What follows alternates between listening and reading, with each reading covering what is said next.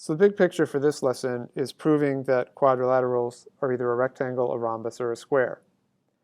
Before getting into that, here's a review of parallelogram properties. Both pairs of opposite sides are parallel, both pairs of opposite sides are congruent, both pairs of opposite angles are congruent, one angle is supplementary to both consecutive angles, and the diagonals bisect each other. If you have a quadrilateral with any of these properties, then you have a parallelogram.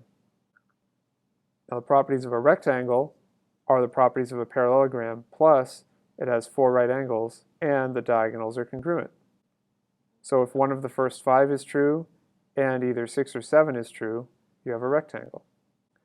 For a rhombus, you have all the properties of a parallelogram, plus all sides are congruent, diagonals are perpendicular, and diagonals bisect each pair of opposite angles.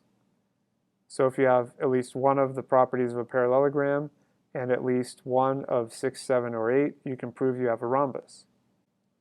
For a square, remember a square is everything. It's a parallelogram, it's a rectangle, and it's a rhombus. So it has all the properties of a parallelogram, plus all the properties of a rectangle, plus all the properties of a rhombus. So to prove you have a square, you need at least one property of a parallelogram, 1 through 5, one property of a rectangle, 6 or 7, and one property of a rhombus, 8, 9, or 10.